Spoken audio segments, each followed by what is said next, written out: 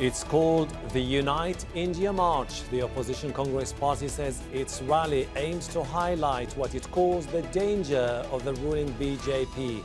But why now? And is the Congress party able to make a difference in India? This is Inside Story.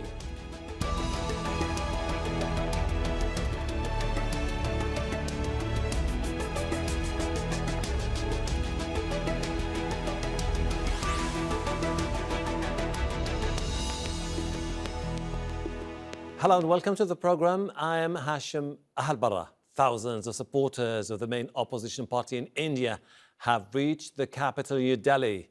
They've been walking for more than 3 months to unite the country and are planning to continue until February. Among them is Rahul Gandhi, former party president and the great-grandson of Jawaharlal Nehru, the country's first prime minister. Some critics say the demonstration is a desperate move that is unlikely to gain any new support for the Congress party. Mittal has this report from New Delhi. Thousands of people have gathered here to join one of India's most powerful men, and that is Rahul Gandhi, the scion of the Indian National Congress. He's walked thousands of kilometers across India for nearly 3 months.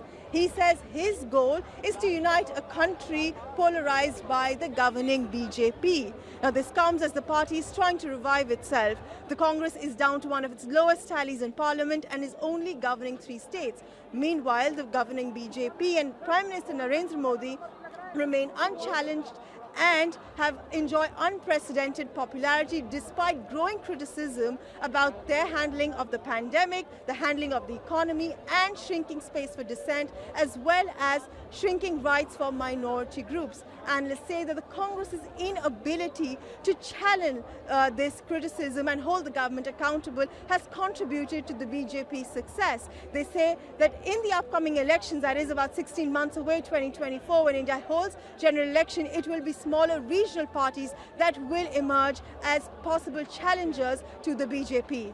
Mittal for Inside Story. More than a century old, the Indian National Congress Party, or simply the Congress Party, was the first modern nationalist movement to emerge in Asia while still under occupation of the British Empire. After independence in 1947, the party dominated politics in India. In 1952, in the first general election after independence, it swept to power in the national parliament and most state legislatures.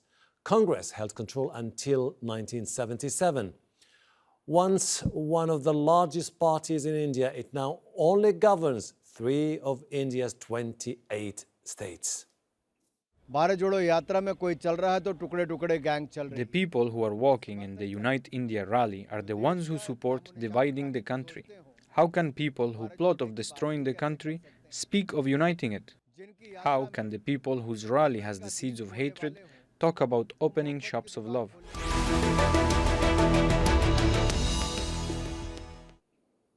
Let's bring in our guests. Fatima Khan is a reporter at the Queen's General News and Opinion website in India. She joins us from New Delhi. Anshul Avijit is national spokesperson for the Indian National Congress. He joins us by Skype from Kolkata. Also joining us from New Delhi is Sudhanshu Mittal. He's a senior leader of the Bharatiya Janata party. Welcome to the program. Fatima, this march, does it have any potential somehow to generate momentum for the Congress party, or do you think it's too little, too late?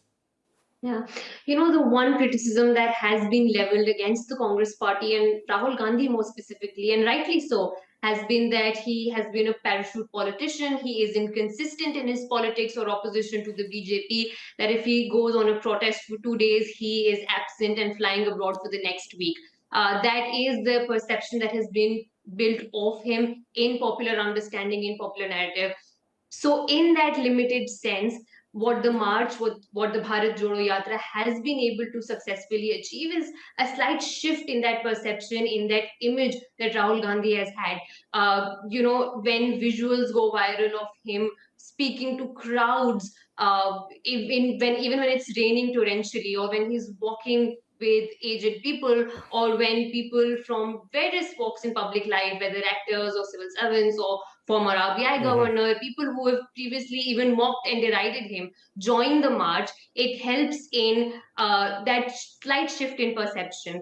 But whether those visuals will be able to translate into anything electorally is something we'll have to wait and watch in the 2024 elections, or just slightly before that in the Karnataka and Rajasthan state elections, just to give an idea of where Congress stands or stood as recently as 2019. There are 543 seats in the Indian Parliament, of which there were 186 in which Congress and the BJP had a direct face-off. And in those, the Congress had been able to win only on 15 seats. Rahul Gandhi lost his own Congress bastion of Amethi that had been the Congress bastion for nearly 4 decades. So electorally, that is where the party stood. Whether the change in Rahul Gandhi's perception or imagery will be able to push forth the party away from this slump and towards a more progressive and perhaps something slightly less demoralizing electoral status is something that we'll have to wait and watch in 2024. Anshul, this is all about perceptions. How do you think can the Congress party build bridges with the people in India when the general sentiment is that the leaders, particularly Rahul Gandhi, is widely seen as someone who has always been disconnected from the people of India? Well, Hashem, this Unite India March has been unprecedented. It's been unparalleled. There's been nothing like it in the modern historic world. I mean, from the moment it took off, from the tip of India, went for upwards, right, really covering the backbone of India. There's been nothing like it. The crowds, the support, the organization that we've seen.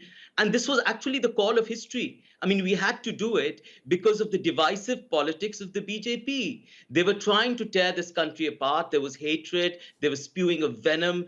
There was antagonism. There was demonization of communities. There was majoritarianism. So it was the need of the hour to do it. But this is a non-partisan march. I mean, it has its roots in politics because this is a political party, but its outcomes, its objectives are apolitical. It's a social movement. It's a moral and ethical movement. And the Congress knows enough about that in its 138-year-old history. The Gandhian movement was a political and ethical movement that was an anti-colonial movement. And we believe, Hashem, that this government mimics the colonial state, in the sense that it colonizes its own territory, it demonizes communities, it divides people, it is grossly incompetent in matters of administration. I mean, the incompetence it shows during the pandemic. The economy is in doldrums, not enough fiscal deficit stimulus given. There are high levels of inflation, as well as unemployment and gross amount of poverty. Okay. This widespread poverty which the government is not recognizing. So it was the need of the hour. Sudhanshu, you've heard what Anshul has been saying, which is basically they believe that the presence of BJP threatens disintegration of India. Do you see this march as something that could potentially undermine your dominance of the political life since 2014? First and foremost, I would really like to understand as to what Congress stands for. You know, the reason why Congress has got so badly disintegrated that today it has relevance in 3 states, which together form 42 Lok Sabha seats, in comparison to the 543 seats which Lok Sabha has today. So that's the kind of presence Congress has today. So really talking about what Mr. Anshul had to say is far-fetched. The problem with the Congress is that there are 5 factors which has affected Congress, responsible for its complete disintegration today. First, it practiced minority communalism. You know, in the name of secularism, what they were doing was basically minority communalism. And that has been its undoing because that's been a backlash from the majority community. Secondly, the obsession with the family has resulted into a completely washout of leadership. You see, for leadership, what is required is there should be a dream in the eye and fire in the belly. We all know that what Mr. Rahul Gandhi or the Gandhi family per se today is in terms of any serious assessment. Tried, tested, rejected. You know, we've seen relaunches one after the other, and they've all failed. So, I mean, so as far as Congress is concerned, well, good luck to them. They're entitled. What is most disturbing is a party which once was the national party, which fought for the freedom of this country, today is identified with elements which are inimical to the national interest. A long list there of grievances, Sudhanshu, but I have now to go to Fatima. Fatima, what went wrong with a political party that was the dominant force in India for decades to a party that has been completely routed in two successive elections at the federal and the state level? Yeah. For one, I think a certain complacency set in the especially the top rung of the Congress party, the Gandhi family precisely. There was this nature of taking voters for granted, especially the traditional Congress voters who've been with the party for decades, suddenly switched to the BJP. But it wasn't that sudden, right? It happened over a period of time where they began to grow disillusioned with the Congress party. Its own, the top leaders, Sonia Gandhi, Rahul Gandhi, they did not feel the need to reach out to voters anymore. But more than that, of course, one cannot and should not discount what the BJP stands for, which has been a divisive majoritarian form of politics that has appealed to very many in the country. And to dilute that or to discount that and call whatever the Congress is doing as something called minority communalism would be extremely wrong and also just not factual. The Congress itself has been accused of communal politics, of rioting, of being complicit in riots so many times over the years. So no one's ever really taken heart to this accusation that the BJP keeps leveling at the Congress that they do this kind of minority appeasement. But what the Congress has done is really just forgotten what it ever stands for. Today Rahul Gandhi is cramping to just try and define the Congress because so far it's just been defined in opposition to the BJP. But if not for the opposition to BJP, who are you and what do you stand for? That is something that the Congress needs some soul searching to do and describe to its voters. Anshul, if you would like to characterize yourself as a unifying force as opposed to BJP, which you think could lead to the disintegration of India, but don't you see that Indians at the same time are pretty much concerned that the Congress has never been willing to genuinely address the problem it has been facing for quite some time? Corruption, divisions, and the need for the leadership to reinvent itself if it wants to stay the course. India is a vibrant democracy. It's a highly invitational democracy. It invites everyone to partake in it. So, ups and downs in democracy, electoral defeats, successes are all a part of it. No, I am not trying to undermine the challenges that await the Congress party. I'm not even saying that this is our most finest electoral moment. I know the realities that exist, but I also know that this party, the BJP, is a highly divisive force which is trying to tear this country apart, which is not invoking its fraternal past, its composite culture, our shared heritage, the fact that we are unified in diversity. All this is completely forsaken, and it's behaving completely like as I say, a colonial state. It completes colonizing its own territory all the time, favoring a few sort of businessmen. So economically, we have a lot of iniquity. I would define, the problem is, no, we are very clear in what our definition of our party is and what our ideology is. In fact, it's a fight of ideologies. Our ideology is social justice, it is secularism, it is economic equity, it is empowerment for women. These are the things we stand for. We've always stood by them from the moment of its inception till now. And that fight continues. And this Unite India march, a historic march, unprecedented march, a march whose success the BJP cannot tolerate. It's been trying to snub it, to insult it, to belittle it from the moment it started with all kinds of fake news propaganda is actually a testament to that kind of ideology. Sudhanshu, I've listened to you talking a while ago about what you consider to be the biggest problems with the Congress party. Let's stick just for a second with the general perception about your own party, the BJP, which is basically religious polarization, ultra-nationalist discourse, widely seen as key components of your own ideology, which the Congress says is a danger to the future of India and the reason why you could lose elections in the future.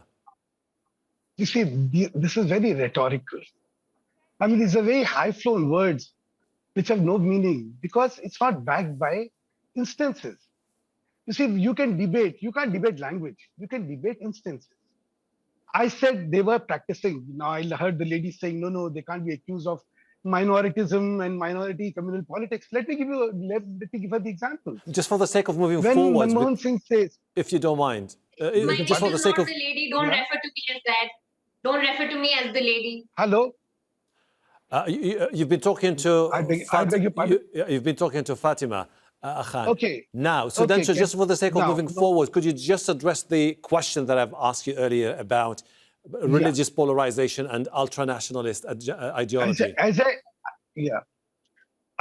Once you use these words, if you give me these specific instances, then I can talk about it, saying that we are polarizing communally. Now, what are the instances to say that it is communal polarization? People talked about NRC. Now, NRC is something which was ordered by the Supreme Court and not by the BJP government.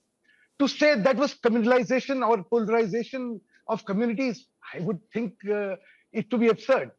To say that CAA, an act which talked about giving protection to the minorities in the theocratic states neighboring India. Now, if that is seen to be communal, then I really wish to understand what communalism is.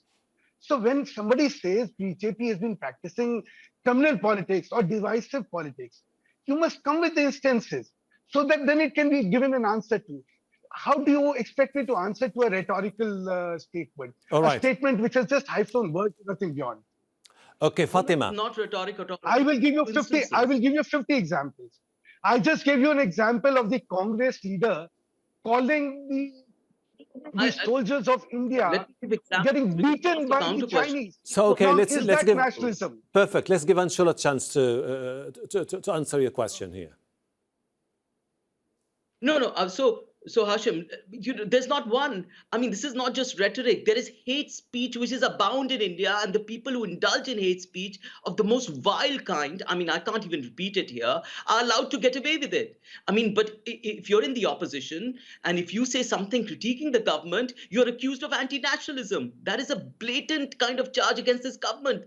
The level of hate speech, the laws that are being made, I cannot even repeat the kind of bizarre conceptual laws. You're dividing people on the basis of dress, on the basis of diet, on the basis of language, on the basis of their customs. You're speaking against their cultures, their traditions. I mean, it goes on and on a day-to-day basis. Read the paper every day. There are leaders from this right-wing party that are saying it. Okay. I mean, the examples abound. And the CA, this particular CA is the most discriminatory law. And for the first time, I'm really afraid to say, a discriminatory law has become a part of our constitution. It's never happened before. And it's terrible. It's terrible. Okay. So, examples abound. Fatima, a party that has been in free fall since 2014, the Congress Party, has to reinvent itself in a way or present the people with a program that could potentially bring about something different, a genuine change. Now, as far as the economy is concerned, which is one of the biggest key issues, a general sentiment is BJP is doing very well. So what do you think, should the Congress pick the next campaign battle to be able to win the hearts and minds of people? Well, the economy isn't doing well in the country. There is incredible unemployment and joblessness, and that is something that resonates with people across communities. So it is right that Congress is using it as one of the top issues that it is running with in this yatra, in this march. But besides that, I think that the one thing that the Rahul Gandhi led party has been repeatedly accused of is that organizationally there is no rigor, that your party workers are just so demoralized, that they are just feel so neglected because you don't care for them, you don't care to visit your party office for years on end. So one is that the party needs to internally sit down and figure out how to just reach an overhaul of sorts. Secondly, I do want to say this, right? At this point in this country, where in 2022, in the biggest problem facing India is communalism, it is majoritarianism, it is divisive politics of the BJP that the Congress needs to counter. the person before me wanted some examples. I'll give you specific examples. Number one being that people who were convicted of raping Bilkis Bano in the 2002 Gujarat riots, they came out of jail last month, and the sitting BJP MLA, not some low-rung member of the party, but the sitting BJP MLA said that these are Brahmins who have good sanskar, meaning that they come from the top caste and are people who must be respected and valued.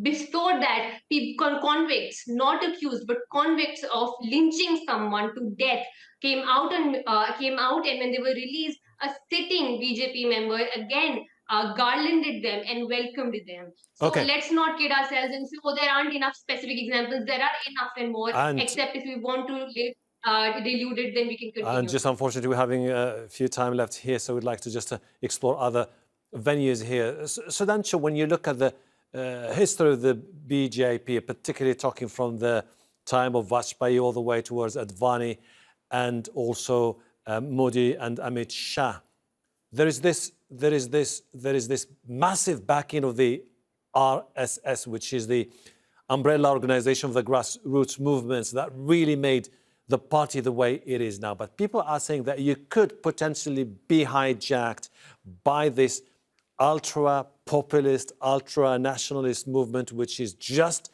making your party one of the most ultra-nationalist parties in the part of the world. Well, the doomsday seers have no understanding of the RSS. So I needn't even comment on that because it is a figmentation, it is a figment of somebody's imagination. RSS is involved in its own work. It's been doing a lot of seva. Seva means it's been doing philanthropy. It's been doing public service. It has 2 lakh points of presence in terms of the projects it has undertaken for the welfare of people. So really, I needn't answer that. Okay. Bilkis Bano's case was mentioned. I just want to give one retort to that. The people who were convicted for burning the Swayamsevaks in Godhra, they have been given bail. They have been let out of the jail. Not a word is spoken against that. And then you're talking about Bilkis Bano, the very act which triggered the entire Gujarat riots. People responsible for that murder have been let out. And you're talking about Bilkis Bano and saying BJP is criminal. Fatima, can I ask you this? The Congress Party had a new leader, Mallikarjun Kharge. The first time in 22 years they had a new leader outside from the Gandhi family. And suddenly you're seeing Rahul Gandhi stepping in. Isn't this something that is blurring lines, could potentially create more confusion among people? So Mallikarjun Kharge has been a member of the party for several decades. He's won several elections for the party. He comes from the Dalit community, which is a traditionally oppressed caste in this country. So in that sense, him leading the party, even if it's just de jure but not de facto leadership, even if it's just a nominal head, it does send out the right signal. But I think the idea, as far as one can tell sitting here, is that for Rahul Gandhi to employ more of a let me be on the ground kind of a role while someone else takes responsibilities for the decision, which might come with its drawbacks. Anshul, how wise is it to bring Rahul Gandhi back to the political landscape when his image has been severely damaged by the 2014 and 2019 performance? No, it's not that he's back. I mean, he was always there. I mean, this is a part of the political sort of landscape where you do, there is a social movement that he's been leading, but he's not the only face of that movement. There are 135 people in that long march, and they've been there for the last 108 days. He's a part of that movement. Of course, he's the face of it. He's the most popular sort of member of that long march. So he's been interviewed, but that's not it. There is no resurrection here, as it's been uncomfortably put. Such a fascinating, complex story at the same time. But I promise you that one day we'll come back to this particular story and explore it further. Fatima Khan, Anshul, Avijit, Sudhanshu, Mittal, I really appreciate your insight. Thank you. And thank you too for watching. You can see the program again anytime by visiting our website, aljazeera.com, for further discussion. Go to our Facebook page, that's facebook.com/AJ Inside Story. You can also join the conversation on Twitter. Our handle is @AJ Inside Story. From me, Hashem, Ahelbarra, and the entire team here in Doha. Bye for now.